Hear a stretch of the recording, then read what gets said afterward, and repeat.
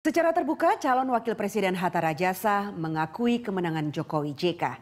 Ini sikap pribadi atau mewakili sikap Prabowo dan Koalisi Merah Putih? Mengapa belakangan SBY memantapkan Demokrat ada di gerbong Merah Putih?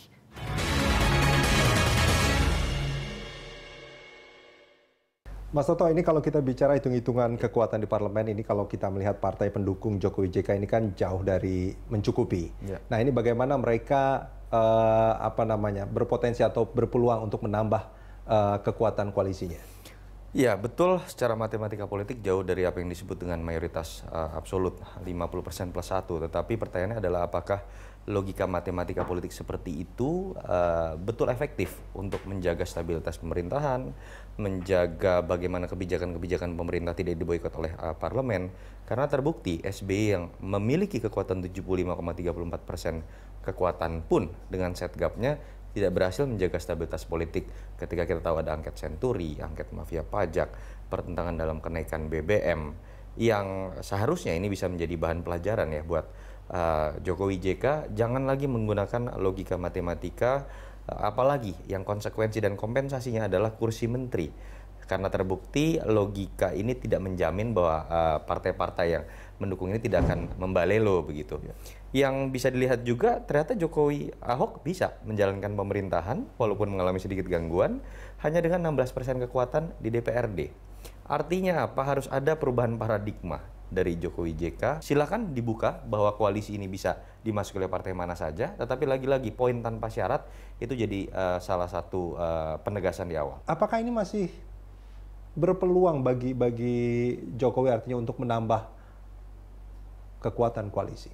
Saya pikir sangat dimungkinkan kalau kita lihat bahasa politik yang terjadi dalam beberapa hari terakhir, bagaimana PAN bahkan Hatta Rajasa sudah bertemu dengan Jokowi walaupun tidak sengaja akhirnya terlihat oleh media. Lalu kemudian juga beberapa sikap dari petinggi P3 misalnya yang mulai menyatakan sikap terbuka untuk berkoalisi dengan Jokowi JK. Golkar pun kita tahu sedang dirundung masalah berkaitan dengan perbedaan pendapat, apakah Munas dipercepat atau tidak, dan ini pasti berkaitan dengan posisi politik terhadap Jokowi JK. Jadi secara ekstrim saya berani mengatakan di luar mungkin Gerindra sebagai partai pengusung utama Pak Prabowo atau PKS yang memang memiliki sejarah tidak cukup baik dengan Jokowi baik di Pilgub DKI ataupun sekarang dan secara ideologi terlalu jauh dengan PDIP. Selain itu semua partai lain dalam koalisi Merah Putih menurut saya sangat terbuka kemungkinannya untuk menjadi bagian dari koalisi Jokowi JK walaupun mungkin pintu masuknya akan berbeda. Ya, tadi Anda mengatakan juga soal pertemuan Hatta Rajasa dan Jokowi di tempatnya Pak Surya Paloh. Nah, ini apa yang Anda baca dari langkah itu sebetulnya?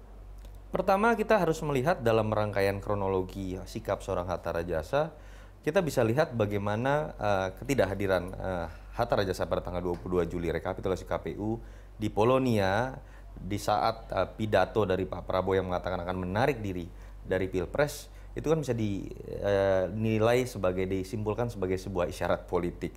Minimal Hatta cenderung mengakui hasil pemilu dan itu ditegaskan lagi pasca keputusan MK. Yang kedua, saya pikir kita juga cukup tahu bagaimana karakter berpolitik dari Hatta Rajasa sendiri juga cenderung dekat dengan kekuasaan selama 5 tahun terakhir.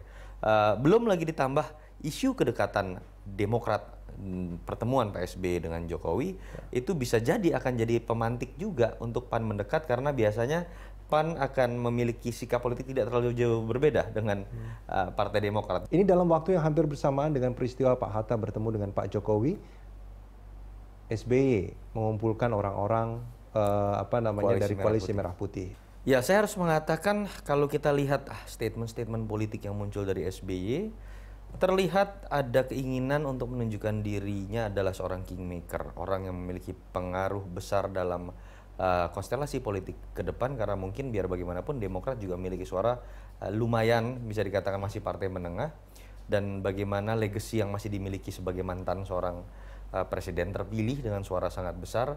Saya melihat dia berbicara seakan-akan menjadi seorang kingmaker yang ingin mengatakan bahwa sikap dan posisi politik dari beliau secara pribadi itu akan menentukan pertarungan politik ke depan.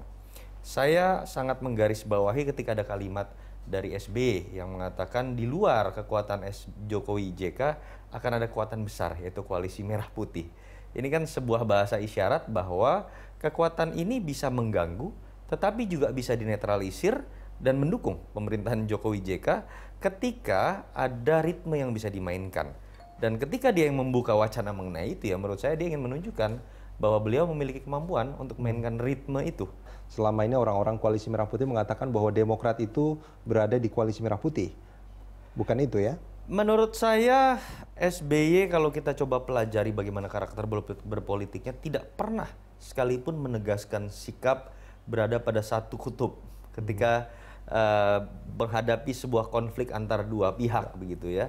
Termasuk ini yang saya coba lihat dalam penentuan posisi Partai Demokrat dan dirinya secara pribadi dalam pertarungan antara Koalisi Merah Putih dengan Koalisi Jokowi JK. Saya tidak melihat ada satupun kalimat yang katakanlah menegaskan dirinya berada dalam satu posisi. Terjadi pada masa kampanye, terjadi pada masa pasca kampanye, dan lagi-lagi ini upaya menunjukkan dirinya adalah kingmaker, punya peranan besar, dan bukan tidak mungkin, entah apapun tujuannya, ini menaikkan bargaining position beliau. Bukankah ini juga menjadi ancaman tersendiri bagi pemerintahan Jokowi JK? Pasti, tetapi yang harus diingat dalam sistem presidensial, pertama kalau kita bicara paling ekstrim, tidak ada istilah mosi tidak percaya yang bisa menjatuhkan presiden. Kita bicara level ekstrim. Kejatuhan Gus Dur terjadi ketika amandemen UUD 45 kita belum ubah. Sistem kita masih parlementer. Yang kedua, dalam konteks kebijakan-kebijakan pemerintah yang diakui di dalam undang-undang sebetulnya, kalau kita berani konsisten, adalah hak anggota, bukan hak fraksi. Sehingga anggota sangat mungkin berbeda dengan sikap ketua umum ataupun fraksinya. Fraksi dalam pasal 17 2014 mengenai UUMD 3 hanya disebutkan dalam satu pasal. Alat hanya menjadi support tapi tidak dilindungi haknya. Nah, ini yang harus berani diberontak, dan itu berhasil dilakukan Jokowi di Solo. Berhasil dilakukan oleh Jokowi Ahok dengan pendekatan personal di Jakarta. Obama berhasil melakukan itu di Amerika Serikat ketika sekarang parlemen dikuasai oleh Republikan. Yang harus dipelajari dan harus diperbaiki sebetulnya adalah bagaimana lembaga kepresidenan bisa diperkuat, memiliki staf-staf ahli yang bisa termasuk kabinet yang bisa mendukung kebijakan yang betul-betul pro rakyat, sehingga kemudian kebijakannya betul-betul bisa di-backup, lalu kemudian juga bisa juga dibentuk seperti tim lobby yang itu berperan dalam melobi orang-orang di DPR, seperti terjadi di Amerika Serikat, bagaimana besarnya kekuatan lembaga kepresidenan, sehingga kemudian hal-hal itu bisa dibuat lebih lancar dalam konteks check and balances tanpa harus melakukan politik dagang sapi seperti apa yang dilakukan oleh presiden-presiden sebelumnya. Baik, Mas Toto. Terima kasih banyak. Terima kasih. Bersama kami. Sama-sama, Mas Albi. Ya, demikianlah perbincangan saya dengan Direktur Eksekutif Carta Politika Yunarto Wijaya. Saya Rudian Danu untuk Election Roundup.